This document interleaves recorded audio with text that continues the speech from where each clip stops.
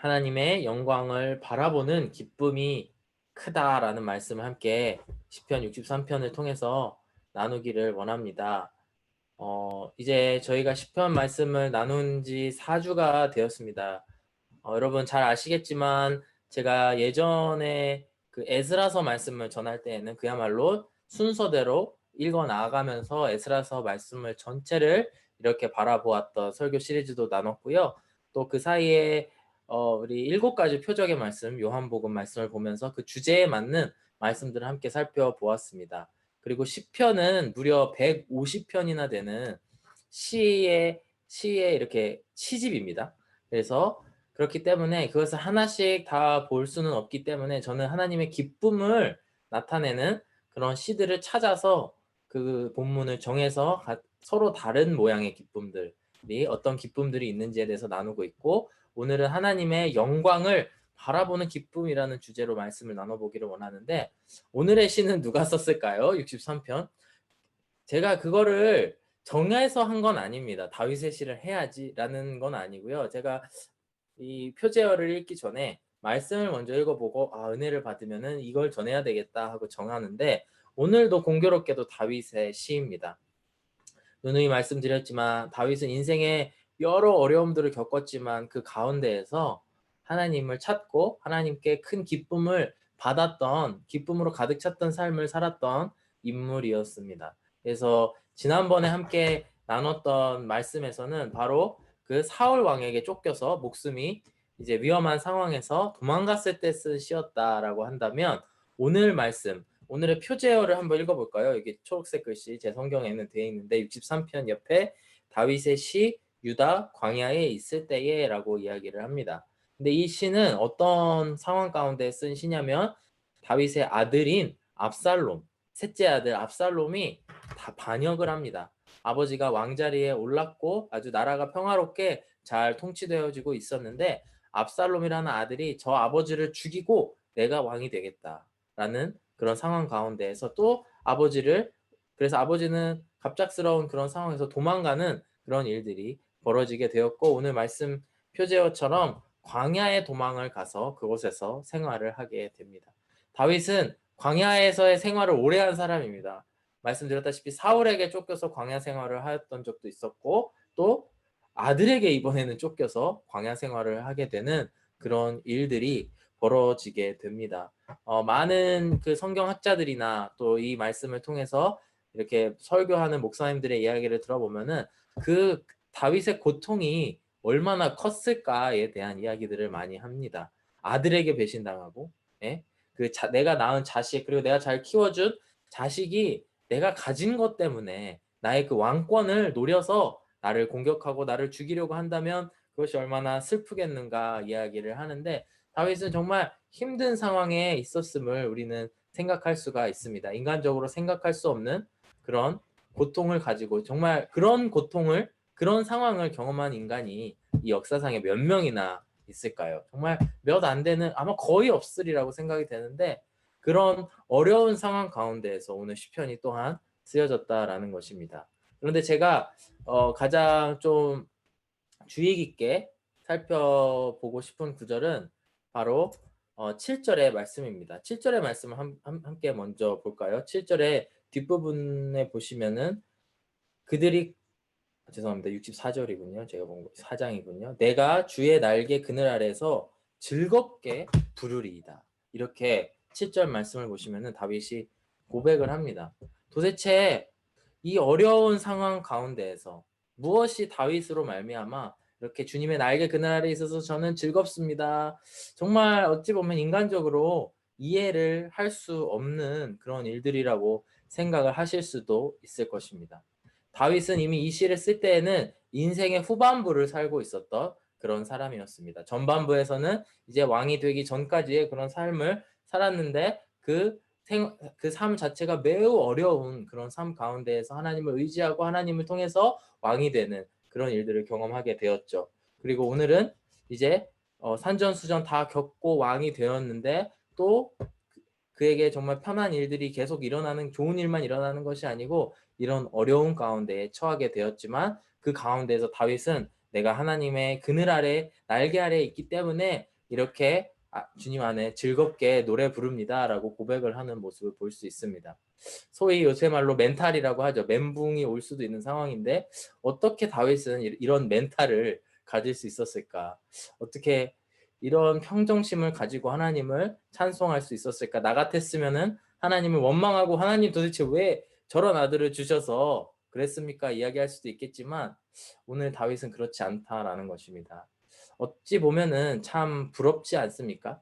저희들의 인생 가운데에서 저만 해도 제 안에 불안한 일들, 어려운 일들이 한번 휘몰아치면은 막 하루 이틀뿐만 아니고 막 1주, 2주 그냥 휙 날아가는 경우도 많이 있습니다. 정말 너무나 내 삶을 어렵게 만드는 일들로 말미암아 여러 가지 환경적인 요소로 말미암아 나의 삶이 휘청휘청하는 것이 저희들의 인생인데 다윗은 어떻게 이런 평정심을 가지고 하나님을 따라갈 수 있었을까라는 생각을 해봅니다. 여러분 야구를 혹시 좋아하시나요? 야구 선수 중에서 LA 다저스에서 뛰다가 최근에 몇 년 전에 토론토로 이적을 한 류현진 선수, 아주 유명한 선수죠. 한국 사람들 사이에서 특히. 그는 최초로 한국에서 뛰다가 메이저리그로 오게 된 그런 야구 선수입니다. 근데 메이저리그로 옮겨오면서 그에게 큰 변화가, 환경적인 변화가 있었습니다. 류현진 선수는 약 93마일의 그 속도의 공을 던지는 선수였고 그 공이 한국에서는 매우 빠른 공, 위협적인 공으로 이렇게 사람들이 여겼는데 메이저리그에 오니까 막 100마일도 넘는 그런 공을 뿌리는 투수들이 많이 있는 게 여기 메이저리그입니다. 그래서 이제 그 93마일짜리 공이 류현진 선수의 공이 더 이상 위협적인 공이 아니고 뭐 그저 그런 공이 되었다는 것을 저는 보았습니다. 근데 이 선수의 기록은 어땠나요? 그저 그런 공을 던지는 선수 공 중에 하나가 그저 그런 공이 됐다고 해서 그는 이제 떨어지는 것이 아니고 그런 미국에 와서도 계속 정상급 선수가 되었고 최근에는 2년 연속으로 최고의 투수에게 주는 사이영 어워드를 2년 연속 2등을 차지하는 정말 대단한 그런 건데 차지하게 되었습니다. 제가 관심이 있어서 그런 여러 기사들을 살펴보게 되었는데 류현진의 비결은 무엇인가? 바로 이런 흔들리지 않는 멘탈에 있다라는 기사를 보았습니다. 그의 비결은 어떤 거냐면 홈런을 뻥뻥 몇 대 맞아도 하하하하 하고 다시 마운드에 올라서 자신의 공을 계속 던진다라는 것입니다. 보통 다른 투수 같으면은 한두 개 홈런 맞으면은 멘탈이 무너져서 이제 그날 경기는 대량 실점을 한다거나 무너져 버리는 그런 경기를 하게 되는데 이 선수는 그 뭔가 이렇게 여유를 가지고 계속 평정심을 유지하는 능력이 있다라는 것입니다. 우리가 다시 다윗으로 돌아가도 다윗은 정말 대단한 사람인 것 같아요. 외부의 환경, 모든 그런 어려운 상황 속에서도 그는 평정심을 잃지 않고 늘 무엇을 바라봐야 되는지, 하나님을 어떻게 바라봐야 되는지를 아는 사람이었고, 그래서 결국에는 그것으로 승리하는 그런 인생을 살았다라는 것입니다. 오늘 말씀을 통해서 63편, 10편 말씀을 통해서 우리들의 삶이 정말 그 다윗처럼 늘 모든 상황 속에서 내가 하나님을 찬양합니다. 나는 이런 능력을 가지고 정말 이 평정심을 가지고 하나님을 찬양하는 그런 저와 여러분들이 되셨으면 좋겠습니다. 1절 말씀을 먼저 보실 텐데 이런 상황들을 이렇게 묘사합니다. 하나님이여 주는 나의 하나님이시라. 내가 간절히 주를 찾되 물이 없어 마르고 황폐한 땅에서 내 영혼이 주를 갈망하며 내 육체가 주를 앙모하나이다. 즉 다윗은 본인이 처한 상황을 물이 없어서 마르고 황폐한 땅에 있는 것과 같다라고 이야기를 합니다. 이게 비단 그가 광야의 땅에 실제로 이러한 광야의 땅에 있어서일까요? 그건 아니죠. 그가 처했던 상황들이 정말 물 하나 없이 정말 희망이 없는 살아갈 힘이 없는 그런 환경 가운데에서 내가 처해 있었다라는 고백을 하고 있습니다. 그럼에도 불구하고 내 영혼이 주를 갈망하며 내 육체가 주를 앙모하나이다. 이 말씀을 통해서 그럼에도 내가 나의 이런 문제들을 해결하기 위해서 다른 것에 힘을 쏟는 것이 아니고 나는 주님을 따르기 위해서 주님을 구하기 위해서 나아갑니다라고 고백을 하고 있는 것입니다. 정말 다윗이 무엇을 어떤 인생의 기준을 가지고 살아갔기 때문에 이것이 가능했을까? 어려울 때 내가 어떻게 하면 하나님을 찾을 수 있을까? 한번 말씀 한 구절 한 구절 살펴보시면서 한번 오늘 이 말씀들을 묵상해 나아갔으면 좋겠습니다. 다윗이 어려운 상황 속에서도 어떠한 상황 속에서도 주님을 늘 찬양하고 주님을 늘 찬송할 수 있었던 이유가 무엇일까요? 첫 번째는 그는 정확한 인생의 목표를 가지고 살아가는 사람이었다라는 것입니다. 다윗은 인생의 목표, 내가 어디로 향해 가야 될지 정확히 알고 있었던 사람이라는 것입니다. 우리가 인생의 목표를 갖지 않고 살아가는 사람들도 꽤 많이 있습니다. 혹은 인생의 목표가 잘못된 사람들도 너무나 많이 있습니다. 제 친구 중에 하나 아주 친한 어렸을 때부터 자란 친구인데요. 그 친구는 이제 대학을 졸업하고 한국에서 이제 은행에 취직을 하게 되었습니다. 그리고 이제 한국에 갈 때마다 가끔씩 만나서 같이 교제를 하는데 너무나 매년마다 바뀌어 있는 그 친구의 모습을 보게 됩니다. 왜냐면은 한 해 한 해 갈 때마다 돈, 돈, 돈. 정말 이렇게 하면 돈 많이 벌 수 있고 저렇게 하면 돈 많이 벌 수 있고라는 이야기만 끊임없이 해서 사실 한동안 교제가 끊어졌던 적도 있습니다. 저는 너무 그 이야기들이 허무하게 느껴졌었거든요. 하지만 이 친구도 삶의 어려움을 겪고 또한 이후에 결혼도 하고 하면서 많이 변화되게 되었는데 어쨌든 그 친구는 인생의 목표가 돈이었던 것입니다. 그에 반해 다윗은 어떠한 인생의 목표를 가지고 있었을까요? 만약에 돈을 목표로 했더라면 돈이 떨어지고 예를 들어 주식이 막 급락을 하고 막 그래서 내가 돈을 잃고 하면은 무너져 버리는 인생이었을 텐데 다윗은 그런 것이 아니었다라는 것입니다. 우리가 2절을 한 목소리로 읽어보면 그 안에 답이 나와 있습니다. 2절을 함께 읽겠습니다. 내가 주의 권능과 영광을 보기 위하여 이와 같이 성소에서 주를 바라보았나이다. 다윗이 인생의 어려운 가운데서도 흔들리지 않았던 이유는 바로 그의 인생의 목표가 주의 권능과 주의 영광을 보기 위해서였다라는 것을 말하고 있습니다. 주의 권능과 영광을 보기 위해서 살아갔기 때문에 그 압살롬이 나를 공격하든 사울 왕이 나를 공격하든 나의 인생이 하나도 어렵지 않았다라는 것을 우리는 알 수가 있다는 것입니다. 이 시간 우리는 스스로에게 한번 질문하였으면 좋겠습니다. 내가 무엇의 소망을 가지고 내가 무엇의 희망을 가지고 인생의 목표를 가지고 살아가고 있는가? 내가 과연 다윗처럼 주의 권능과 영광을 보기 위해서 살아가고 있는가? 아니면은 이 빛나는 어떠한 재물이나 아니면은 어떠한 화려함 속에 살아가기 위해서 살아가고 있는가? 한번 이 시간 스스로 질문해보는 그런 시간이 되었으면 좋겠습니다. 사랑하는 여러분, 하나님께서 우리를 창조하셨다라는 것을 믿으시나요? 하나님이 우리를 지으셨고 우리를 만드셨다라는 것을 여러분 믿으십니까?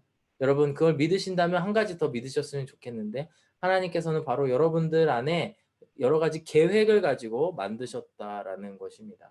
하나님께서 여러분들을 만드실 때에는 특별한 계획을 가지고 계셨는데 그것이 뭐냐면 바로 여러분을 통해서 하나님께서 영광을 받기 위한 계획이라는 것입니다. 오늘 다윗은 주의 권능과 영광을 보기 위해서 내가 살아간다라는 말을 하였듯이 우리도 하나님의 영광을 드러내는 삶을 살아가야 된다라는 것입니다.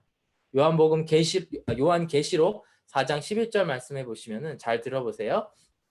우리 주 하나님이여 영광과 존귀와 권능을 받으시는 것이 합당하오니 주께서 만물을 지으신지라 만물이 주의 뜻대로 있었고 또 지으심을 받았나이다 하더라. 즉 이 말씀을 통해서 우리가 알 수 있는 것은 영광과 존귀와 권능을 받으시기에 합당한 그 위대하신 하나님께서 만물을 지으셨는데 그 만물을 지으신 것은 주의 뜻에 있었다라는 것입니다.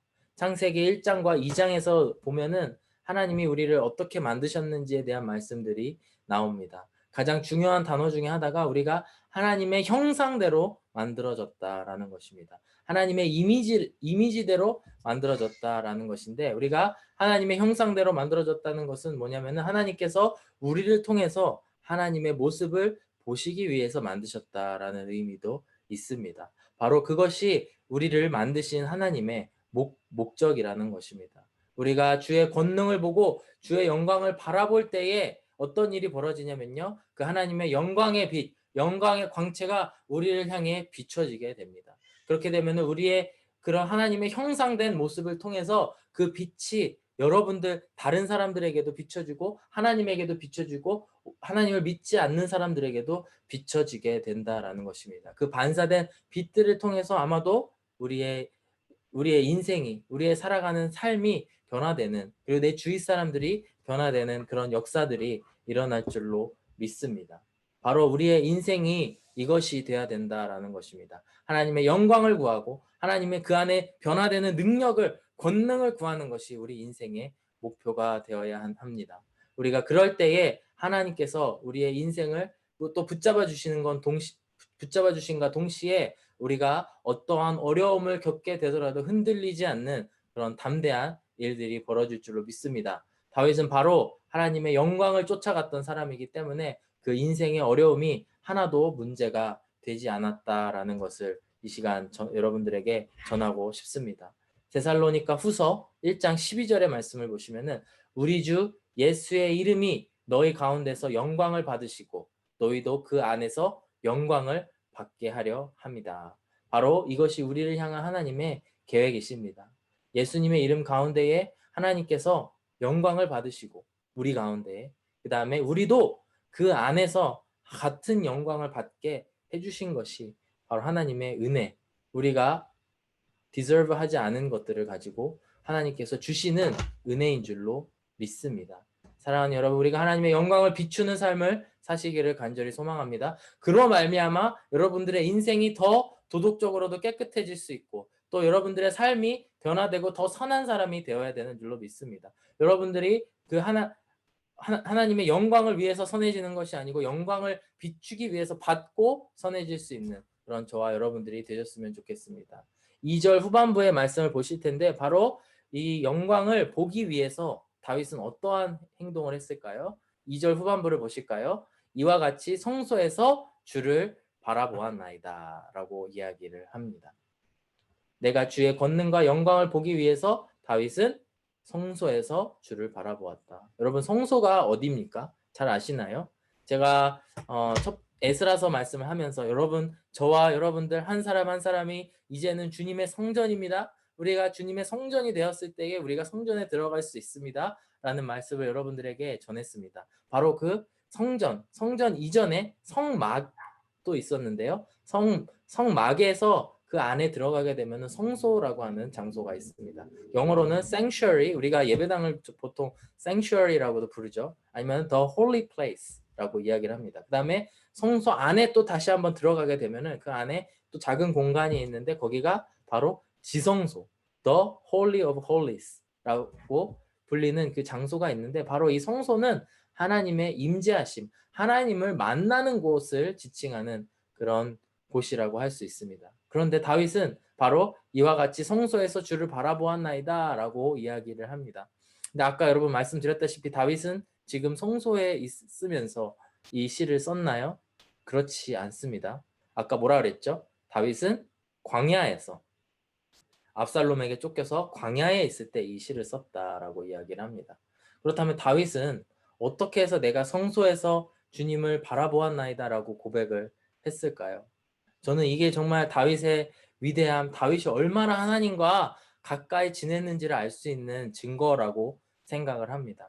바로 이 다윗이 살았던 구약 시대에는 아직 오픈이 되지 않았던 하나님의 진리가 이 신약 시대에 살고 있는 우리에게는 오픈이 됐거든요. 그래서 우리가 아는 지식들을 다윗은 구약에 살고 있음에도 알고 있었다라는 것입니다. 뭐냐면 이때 구약 시대만 해도 하나님을 만나기 위해서는 성전 혹은 성막에 가야 됩니다. 가서 성소에 가서 하나님을 만나뵐 수가 있는 그런 형식을 갖추고 있었는데 신약 시대에 와서 예수님께서 돌아가시면서 여러분 휘장이 쫙 찢어지면서 어떤 일이 벌어졌죠? 이제 그 성막이 없어지고 이 세상에 있는 모든 예수님을 믿는 그런 사람들 안에 성령이 임하는 모든 사람들 안에 모든 사람들의 그곳이 성소가 되게 하셨습니다. 그래서 우리가 살아가면서 언제든지 하나님을 만날 수 있다라는 그런 큰 변화가 있었는데 다윗은 이미 그 사람이 어디에 있든지 간에 하나님을 만나뵈는 그런 성전으로서의 삶을 해 나아갔다라는 것입니다.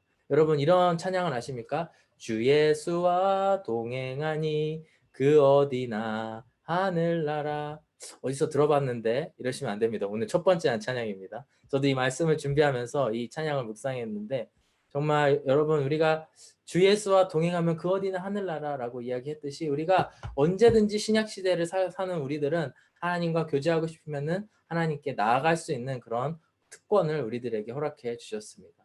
근데 다윗은 구약의 삶을 살았음에도 불구하고 광야에서도 이곳이 성소요. 그리고 내가 궁전에서도 이곳이 성소요. 그리고 정말 성소라고 불렸던 그 장소에 가서도 성소요. 그 어느 곳에 있던지 하나님을 만나고 하나님의 영광을 올려드리고 하나님과 교제했던 것이 바로 다윗이라는 것입니다. 바로 이 두 번째 말씀, 바로 우리가 하나님과 늘 교제함으로 말미암아 그 어디나 하늘나라가 되고 그 어디나 성소가 되고 지성소가 될 때에 우리 가운데에 인생의 어려움이 닥칠 때에 우리가 흔들리지 않는다라는 것입니다. 왜 흔들리지 않나요? 여러분, 너무나 쉬운 질문이죠. 초등학생도 아마 대답을 할 수 있을 것입니다. 왜냐? 주님이 함께 하시기 때문에. 주님이 우리와 함께 하시기 때문에 우리의 인생들이 변화될 줄로 믿습니다. 예, 오늘 세 번째, 바로 다윗이 어떻게 이렇게 살아갈 수 있었을까라는 걸 놓고 봤을 때 3절의 말씀을 함께 살펴보기를 원합니다. 주의 인자하심이 생명보다 나음으로 내 입술이 주를 찬양할 것이다. 바로 하나님의 그 인자하신 성품, 하나님의 성품을 의지하는 그런 기도를 올렸던 것이 바로 다윗이라는 것입니다.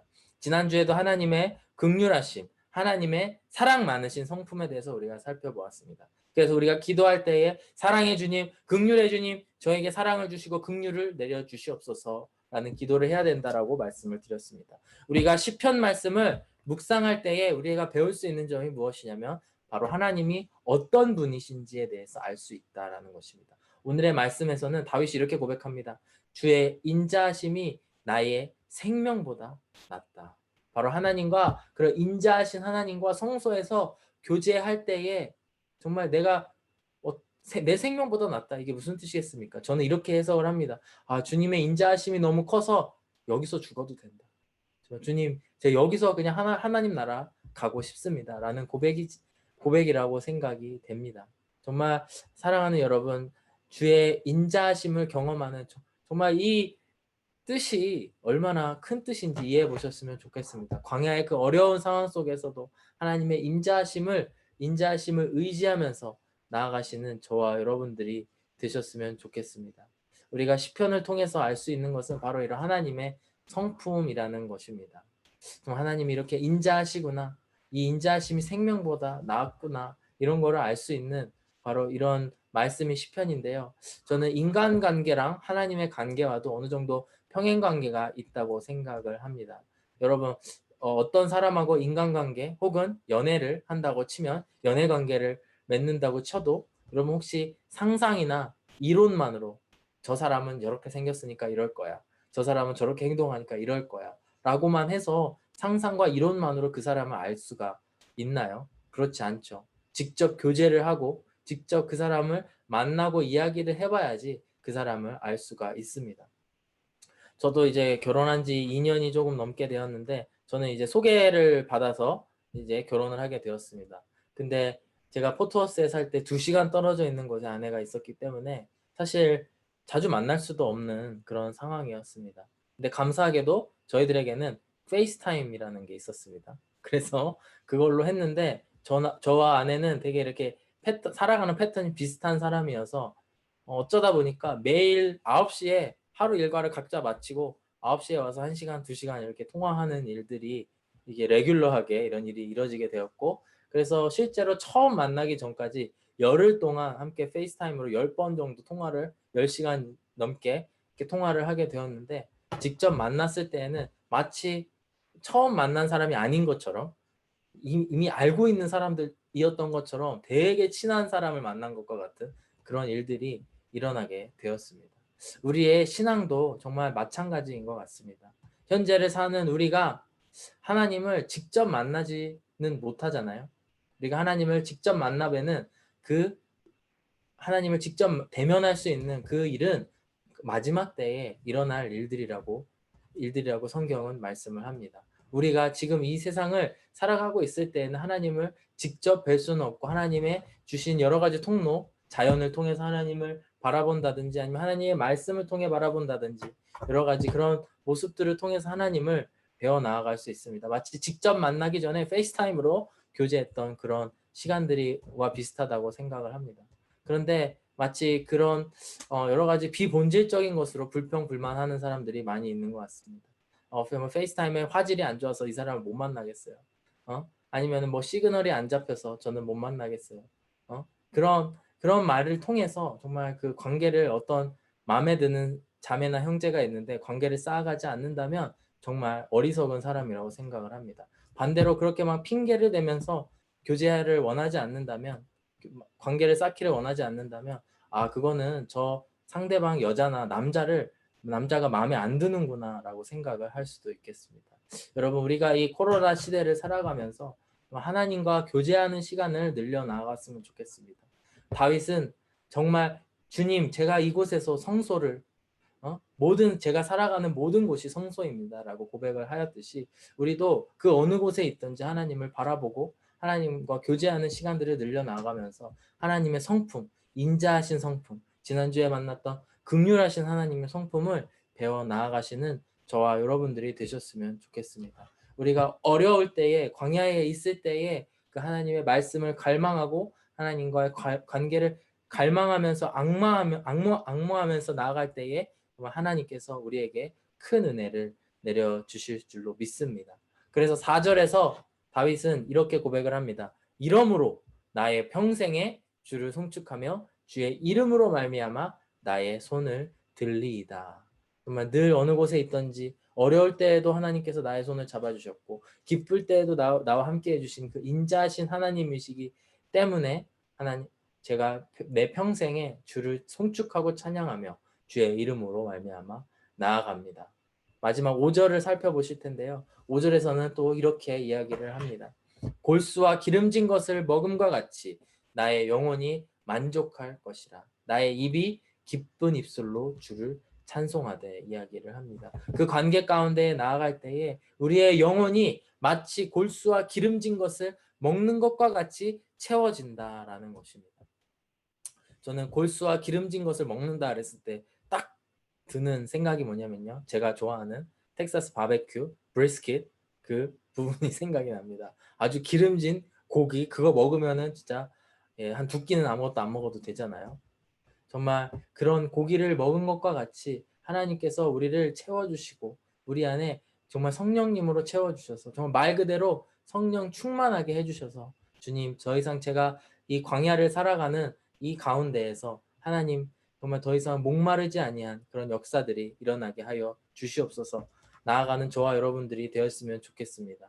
요한복음 15장 말씀을 보시면은 여러 번 제가 인용하는 구절이기도 한데 주님을 포도나무로 비유를 하고 저희를 가지로 비유를 합니다. 그래서 가지가 포도나무에 붙어 있을 때에는 우리가 모든 물과 영양소를 공급을 받아서 정말 메마른 광야에서도 우리가 살아갈 수 있습니다.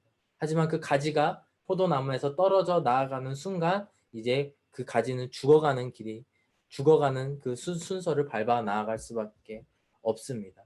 우리가 정말 이 메마르고 황폐한 땅에서 물 대신 예수님을 만나야 됩니다. 우리가 목마를 때에 하나님을 송축하고 그 영광을 바라보는 삶으로 살아갈 때에 우리 인생 가운데에 생명이 넘쳐나게 되는 줄로 믿습니다. 그래서 결론적으로 아까 시작할 때 7절을 읽었는데 마무리를 7절로 하기를 원합니다. 7절 말씀에 주는 나의 도움이 되셨습니다. 내가 주의 날개 그늘 아래에서 즐겁게 부르리이다. 이렇게 다윗은 시편을 이렇게 기록하고 있는 것입니다. 사랑하는 여러분, 어려움 가운데 있으십니까? 혹시 여러분들이 그럴 때 하나님의 영광을 바라보십시오. 하나님의 영광을 위해서 살아가십시오. 그래야지만 우리의 인생을 이겨낼 수 있고 어려움 가운데서도 흔들리지 않는 그런 일들이 우리 안에 벌어진다는 것을 이 시간 꼭 기억하셨으면 좋겠습니다. 그리고 우리가 하나님께 부르짖을 때에 하나님의 그 성품, 하나님의 그 캐릭터에 의지하여서 인자하신 주님, 저에게 인자를 허락하여 주시옵소서, 나를 축복하여 주시옵소서 하면서 나아갈 때에 우리 안에 생명이 넘쳐나고 정말 그 풍족한 삶을 살아가는 저와 여러분들 되시기를 주의 이름으로 축복합니다. 다 함께 기도하겠습니다. 사랑과 은혜가 충만하신 하나님 아버지 감사합니다. 이 시간 다윗의 시를 통하여서 우리가 하나님의 말씀을 살펴보았습니다. 다윗은 가장 힘든 시간에 하나님의 영광을 바라보았던 사람이었습니다. 하나님 아버지, 이 시간 이 말씀을 듣는 모든 청년들이 하나님의 그 인자하신 성품을 따라 하나님의 영광을 바라보는, 그것으로 말미암아 인생의 목표를 세워서 우리가 어려움 가운데서도 이겨낼 수 있는 그런 역사가 우리들 안에 일어날 수 있게 하여 주시옵소서. 예수님의 이름으로 기도드렸습니다. 다 함께 축도하심으로써 오늘 예배 마치겠습니다. 이제는 우리 주 예수 그리스도의 크신 은혜와 하나님 아버지의 다함없는 사랑과 성령님의 감화감동 교통하심이 오늘도 하나님의 영광을 바라보는 기쁨을 누리고 사는 청년들 한 사람 한 사람 머리 위에 영원히 함께 하시기를 간절히 축원하옵나이다. 아멘.